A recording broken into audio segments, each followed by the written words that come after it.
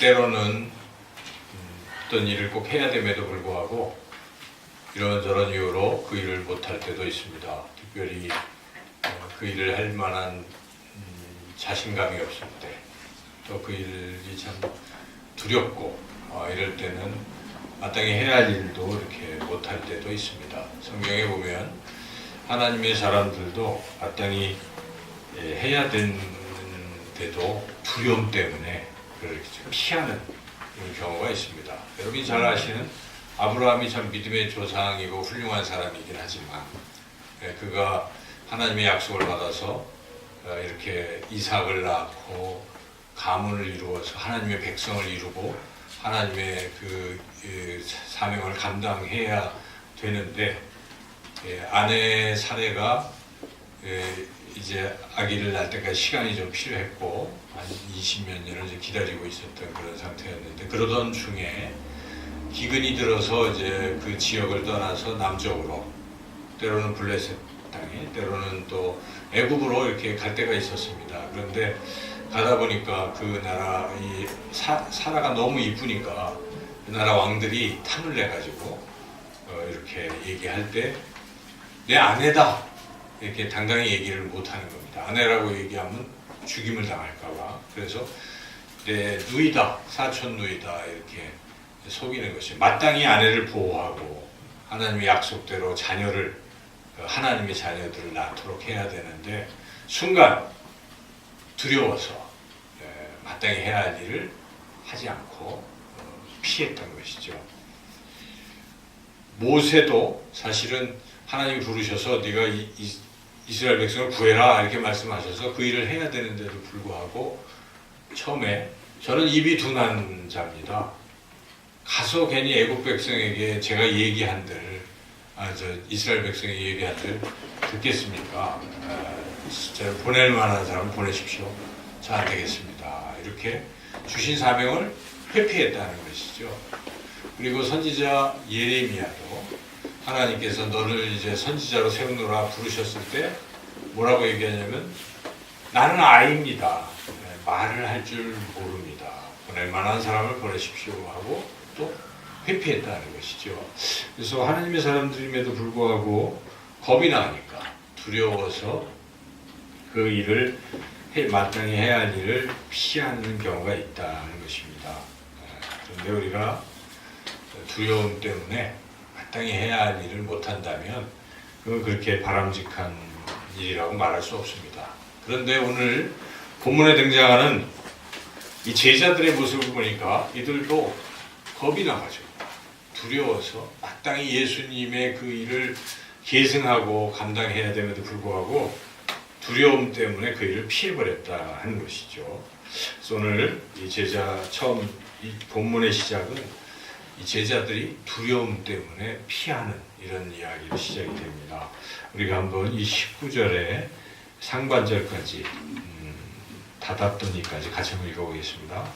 이날 곧 안식 후 첫날 저녁 때에 제자들이 유대인들을 두려워하여 모인 곳에 문들을 닫았더니 이들은 지금 예수님이 지금 뒷무덤이고 예수님이 어딘가 지금 없어졌고 이런 상황 속에서도 뭔가 더 진척을 시켜야 되고 또 이쯤 됐으면 예수님께서 몇 번씩이나 얘기하신 말씀 내가 십자가에 못 박혀 죽고 사흘 만에 다시 살아나야 할 것이다 하는 그 말씀을 떠올리고 주님이 부활하셨구나 하고 뭔가 이래야 되는데 그냥 유대인들이 자기들을 죽일까봐 문을 꼭꼭 닫고 숨어 있었다는 것이죠. 그래서 이렇게 마땅히 해야 됨에도 불구하고 두려움이라는 게 생기면 못한다는 것입니다. 이 두려움은 그 좋은 게 아닙니다. 우리 인생에 두려움 때문에 뭐 한 일도 못하는 경우가 있어서는 안 되는 것이죠. 그래서 우리 하나님께서 사람들을 쓰실 때 맨 먼저 하시는 게 두려움을 제거하는 일부터 하신다는 것입니다. 여호수아를 부르셔서 뭐라고 하십니까? 강하고 담대하라, 두려워하지 말라, 놀라지 말라, 내가 너와 함께함이라 이런 말씀을 이사야에게도 하시고 계속 그렇게 하시잖아요. 그래서 여러분 어떤 일이 있어도 두려움을 이렇게 벗어버리시기를 축원합니다. 하나님은 우리가 두려움 속에 있을 때 내버려 두시지 않습니다. 그 두려움을 없애주시는 하나님이시다는 것입니다. 오늘 본문에 제자들이 두려움에 꽁꽁 숨고 벌벌 떨고 있을 때 어떤 일이 있었습니까? 예수님이 찾아오신 것입니다. 예수님이 두려움 속에 있는 제자들을 내버려 두신 것이 아니라 그들을 찾아가셔서 그 두려움을 제거해 주셨다는 것입니다. 오늘 본문에 아까 읽은 뒤에 부분을 예수께서 들고 오겠습니다. 예수께서 오사 가운데 서서 이르시되 너희에게 평강이 있을지어다. 이렇게 예수님이 찾아오시더라는 것입니다. 지금도 우리에게도 동일하게 우리 주님이 찾아오시는 줄로 믿습니다. 여러분 두려움 속에 있을 때 인생을 포기하지 마십시오. 낭망할 때 그냥 다 자포자기하고 절망하지 말라는 것입니다. 그럴 때 바로 누가 오십니까? 예수님이 찾아오실 때입니다. 여러분 잠잠히 기다리시고 주님을 만나시기를 주님의 이름으로 축원합니다. 그래서 우리는 오히려 고난 당할 때 하나님을 만나기가 참 쉽습니다. 우리가 형통하면 잊어버려요. 성경은 계속 이스라엘 백성이 형통하니까 하나님을 모른다 하고 자꾸 잊어버려요. 그런데 우리 인생에서 고난에 딱 처할 때는 오히려 하나님을 찾게 되는 것이기 때문에 고난이 유익일 수가 있습니다. 그래서 고난 속에서 어리석은 사람들은 절망하고 인생을 포기해버리지만 우리 그리스도인들은 고난을 당할수록 주님을 만날 기회로 여기시고 주님을 기다려야 될 줄로 믿습니다. 구체적으로 주님께서는 두려움에 떨고 있던 제자들에게 나타나셔서 어떻게 그 두려움을 제거하시고 그렇게 다시 앉아있던 이들을 일으켜 세우시는가 하는 것을 우리가 오늘 본문을 통해서 함께 은혜를 나누려고 합니다. 첫째, 주님은 오셔서 두려움에 떨고 있는 이들에게 평강을 주신다는 것이죠. 그래서 예수님이 19절에 보니까 오셔서 맨 처음에 하신 말씀이 무엇입니까? 아까 읽었지만 19절 끝부분에 너희에게 평강이 있을지어다. 한 번만 말씀하신 게 아닙니다. 계속 읽어보면 우리가 3번씩이나 이 말씀을 계속 하시죠. 조금 있다가 또 21절에 가니까 또 말씀하십니다. 21절 읽어보겠습니다. 예수께서 또 이르시되 너희에게 평강이 있을지어다. 그리고 이제 스토리가 바뀌어서 이제 제자들 중에 도마라는 사람이 또 있어요. 근데 도마는 그때 제자들과 함께 없어가지고 예수님이 부활하신 예수님이 나타난 것을 못 봤습니다. 그래서 믿지 못하고 있었습니다. 불신의 자리에 있었던 것이죠. 예수님 부활주로 믿지 못하는 이러한 도마에게도 예수님은 내버려 두지 아니하시고 어떻게 하십니까? 또 찾아오시는 것입니다. 도마에게. 그리고 말씀하십니다. 무엇을 말씀하십니까? 여기에 보면은 26절인가요? 예, 26절 같이 한번 읽어보겠습니다. 여드레를 지나서 제자들이 다시 집안에 있을 때에 도마도 함께 있고 문들이 닫혔는데 예수께서 오셔 가운데 서서 이르시되 너희에게 평강이 있을지어다 하시고 모두에게 말씀하신 것이지만 특별히 아마 도마를 주목하셨을 거예요. 그래서 예수님은 믿지 않는 도마에게 오셔서 처음으로 말씀하시고 주신 것이 무엇입니까? 평강이라는 것이죠. 처음에 제자들에게도 눈 꼭꼭 감고 있던 제자들에게도 평강을 주시는 것입니다. 우리가 두려움과 또 불신과 또 어떤 상태에 있을 때 주님이 맨 먼저 오셔서 우리에게 주시는 선물이 무엇일까요? 평강입니다. 평강을 주신다는 것이죠. 평강이라는 말이 무슨 뜻일까요? 평강은 구약 성경에서는 히브리어로 샬롬이라는 말이에요. 샬롬이라는 말은 우리가 아마 많이 들은 말일 거예요. 샬롬. 그리고 이제 히브리어 이 신약 성경은 헬라어니까 헬라어로는 이게 에이레네예요. 근데 에이레네는 똑같은 거예요. 그래서 샬롬, 에이레네 같은 뜻인데 샬롬의 원 뜻은 복이라는 거예요. 복. 그러니까 하나님이 우리에게 주실 수 있는 좋은 것들, 이게 바로 샬롬입니다. 그래서 구약에 등장하는 복의 개념이 있잖아요. 때마다 늦은 비와 이른 비를 내리셔서 비를 내리셔서 오곡백과가 풍성하게 하시는 그러한 물질의 복, 또 해충도 없고 또 사람들이 병들지 않도록 건강의 복, 이런 거를 주신다. 이게 다 샬롬이라는 것입니다. 그리고 또 하나 중요한 것은 다른 나라와 전쟁이 없어야 되겠죠. 평화스럽게 살아가는 이런 총체적인 복을 샬롬이라고 하는 것인데, 이런 복을 주시는 것인데, 특별히 오늘 이 본문에서 좀 좁혀보면 이 샬롬, 이 에이렌의 평강은 크게 세 가지를 의미한다고 볼 수가 있어요.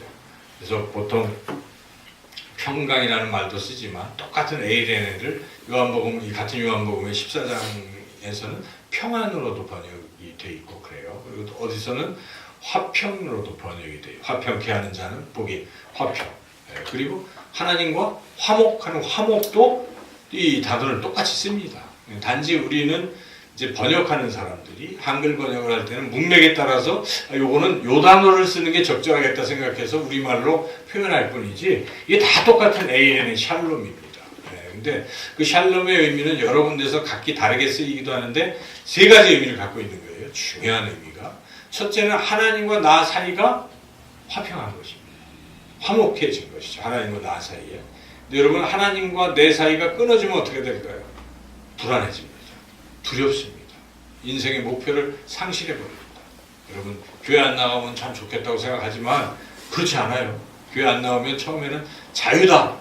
내 마음대로. 그런데 그 태만하게 지내고 있는 상태가 지속이 되면요, 인생이 무료해지기 시작하고 뭐하고 사는지 그냥 퇴폐적인 생각만 하고 퇴폐적인 삶을 살다가 더 막 깊은 수렁에 빠지고 가는 게 인생 아니겠습니까? 그래서 하나님 없는 삶은 정말 무의미하고 또 제대로 또 되지도 않는 거죠. 그래서 하나님과의 관계가 굉장히 중요합니다. 근데 이 샬롬, 이 평강의 복이라는 것은 하나님과 나 사이가 늘 긴밀히 연결이 되어 있는 이러한 상태를 말하는 것이고, 그리고 여러분, 행복이라는 게 또 무엇입니까? 사람과 사람 사이의 관계 아니겠습니까? 여러분, 행복을 느낄 때는 어떤 것입니까? 사이가 좋을 때예요. 가족이 모이면 서로 사이가 좋으면 얼마나 행복해요. 자녀들도 행복하고 다 행복해지는 것입니다. 근데 아무리 부유해도 싸우면 어떻게 돼요? 뭐 괴로운 거예요. 다들 괴롭잖아요. 그래서 중요한 것은 화목에 힘써야 돼요. 그래서 여러분, 직장에서도 일을 아무리 유능하게 잘해도 이 사람이 여기저기 치받고 있으면 어떻게 돼요? 사람들이 질시하고 결국 또 직장에서 떨어져 나가기도 해요. 제대로 성공도 못합니다. 두루 잘 지내는 사람은 약간 무능해도 되는 겁니다. 그래서 그리고 본인도 행복한 거예요. 다른 사람도 행복하게 하는 것이고, 어디서든지. 교회에서도 마찬가지 아니겠어요? 늘 이렇게 둥글둥글하게 사는 게 좋아요. 화목하고 사람들 사이도 좋고 모나지 않는 이런 성격. 그래서 이 화평케 하는 자, 평화롭게 하는 사람은 하나님께서 굉장히 귀하게 여기는 거죠. 팔복에도 화평케 하는 자가 복이 있나니, 그렇게 나오지 않습니까? 그래서 여러분, 사람과의 사이에 이런 화평, 이것이 바로 평강이라는 것이죠. 화평, 평화. 나라와 나라 사이도 마찬가지고, 그리고 마지막 평강의 의미는 나 혼자의 어떤 개인적인 심적인 문제입니다. 그것은 말 그대로 평안을 말하는 거예요. 마음이 불안하지 않고 평안한 걸 말하는 것입니다. 이러한 상태를 주신다는 것입니다. 지금 이것은 우리가 힘써서 하는 것 같지만 하나님이 주신 것입니다. 하나님이 예수님께서 십자가에 못 박혀 죽으심으로 우리의 죄를 사하셔서 하나님과 우리 사이를 화목하게 하셨습니다. 예수님의 십자가가 서로 동서에 먼 데 있는 사람, 가까운 데 있는 사람을 서로 하나로 연결해 주셨습니다. 그래서 화평케 하셨습니다. 그리고 우리의 내적인 불안감, 근심, 염려를 다 제거해 주시는 것입니다. 여러분이 아무리 불안해도요, 하나님 앞에 이렇게 진실하게 무릎 꿇고, 하나님 정말 불안해요. 제가 왜 이러는지 모르겠어요. 너무 미래가 두렵고 걱정이 돼요. 그러면서 하나님 앞에 한 짧게라도 기도하면요, 마음이 어때집니까, 여러분? 더 불안해진 사람이 어디 없어요. 그렇죠? 살아계신 하나님을 믿는 사람이라면 그 하나님이 그냥 마음을 평안케 하신 것입니다. 그래서 예수님이 말씀하십니다. 내가 세상이 알 수 없는 평안을 너에게 주노라 말씀하십니다. 그래서 여러분, 불안하고 두렵고 힘들 때마다 우리 주님 앞에 나가서 기도하시기를 축원합니다. 평화는 선물입니다. 하나님이 이 평강의 선물, 하나님과도 더 긴밀하고 사람들과도 그렇게 살게 해주시고 내 자신에도 내적인 평안을 주신다는 것입니다. 이렇게 하나님은 우리가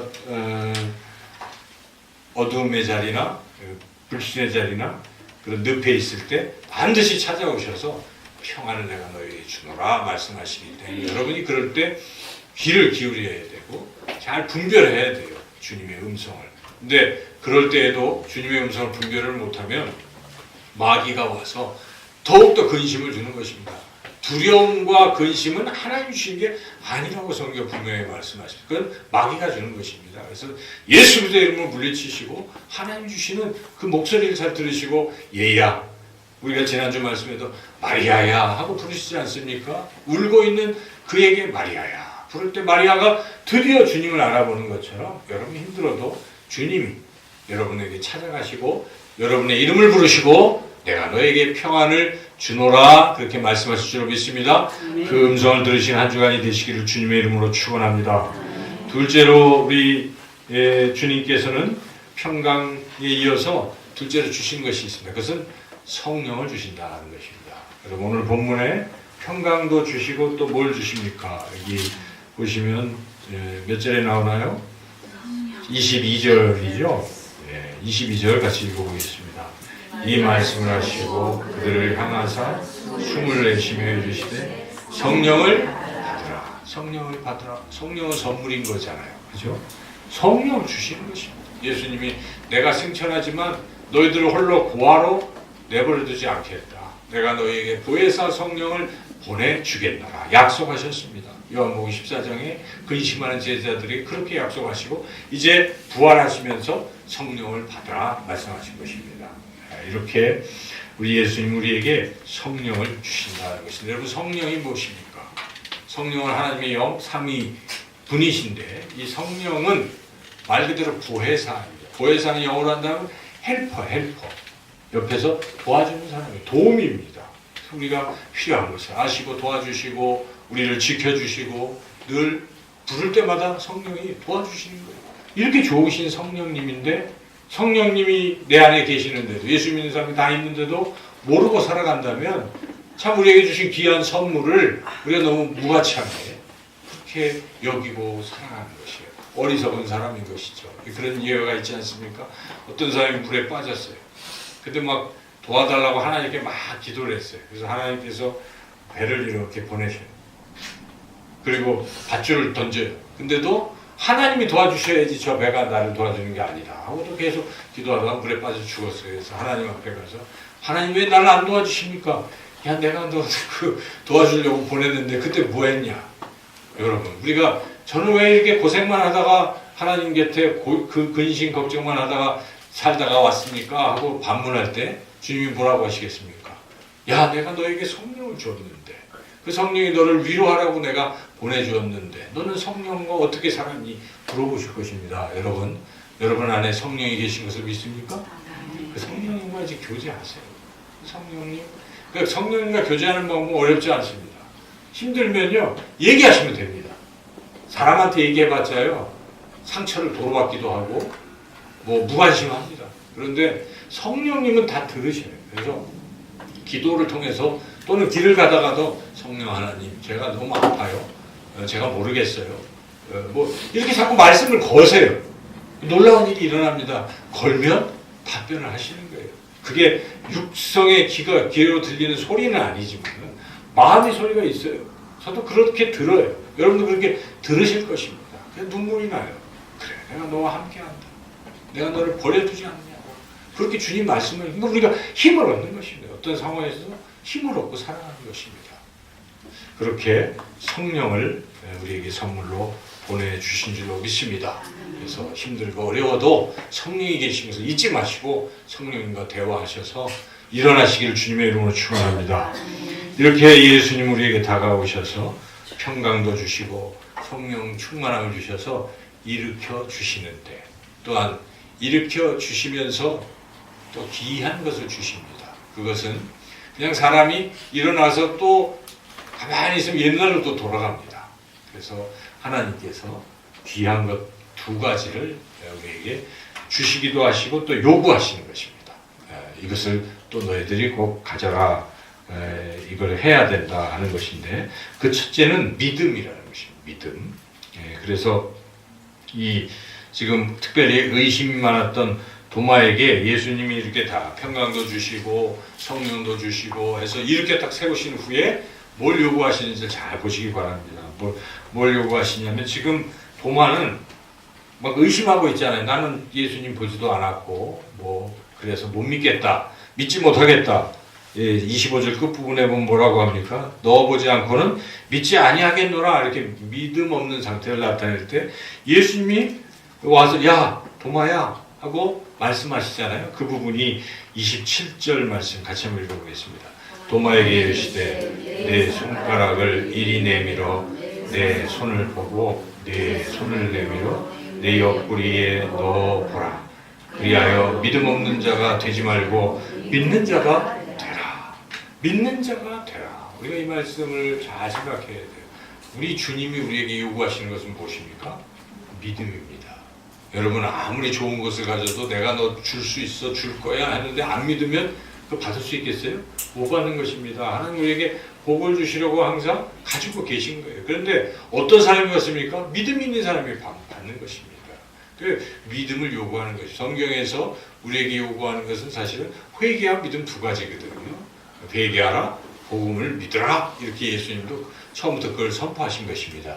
그리고 히브리 기자가 믿음이 없이는 하나님을 기쁘시게 할 수 없다라고 말씀하고 있습니다. 여러분, 믿음만이 하나님 기쁘시게 하는 것입니다. 그래서 우리가 믿음을 가져야 돼요. 아무리 어려워도 하나님 날 사랑하신다는 걸 믿으시길 축원합니다. 하나님 여러분 사랑하시죠?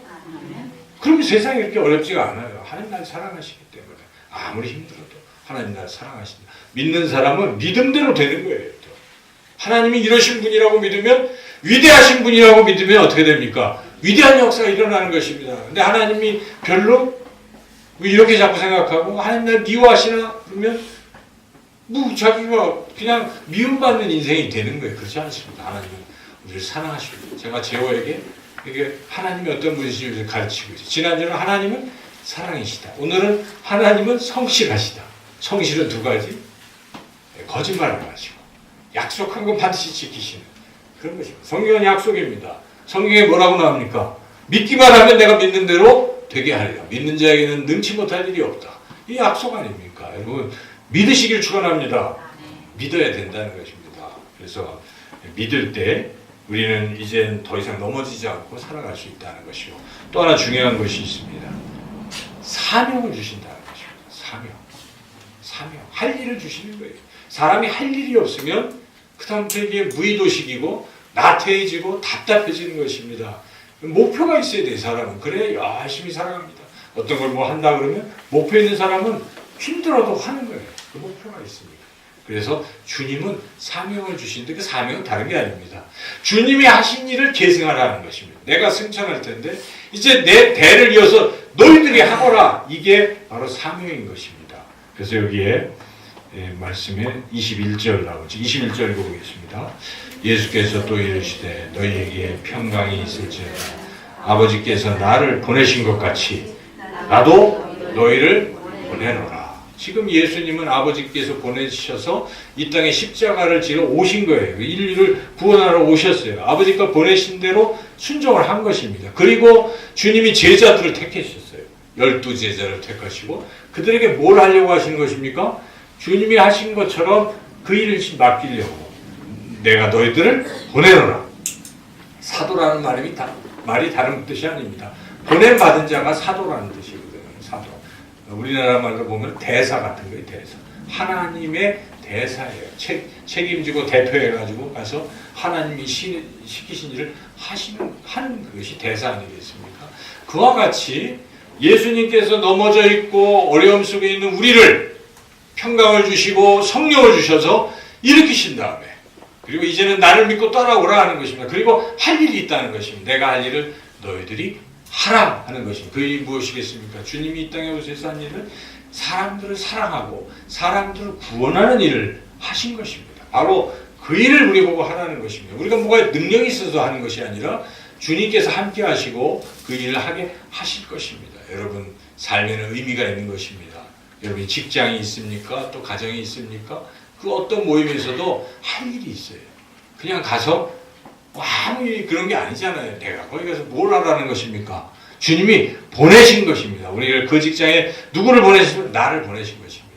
이 가정에 나를 보내신 것입니다. 이 어떤 사회에 나를 보내셔서 주님은 주님의 그 사랑과 주님의 복음, 다른 것보다도 너희들이 예수 그리스도를 믿으면 죄 사함을 받고 하나님의 자녀가 되고 영원한 하나님 나라 백성으로 살아갈 수 있다. 이 사실인 것이죠. 이것을 전하라는 것이죠. 그것이 사명이라 하는 것입니다. 오늘 본문을 통해서 우리가 아무리 힘들고 어려워도 주님이 반드시 우리를 찾아온다는 사실을 믿으시기를 바랍니다. 찾아오셔서 먼저 우리의 마음을 평안케 하실 것입니다. 그리고 또 성령으로 우리를 충만케 하셔서 성령의 능력으로 살아가게 하실 것이고, 그리고 굳센 믿음을 원하시고 사명을 맡겨주실 때 여러분 이 일을 잘 감당하시는 저와 여러분 모두가 되시기를 주님의 이름으로 축원합니다. 참 좋으신 하나님 감사합니다.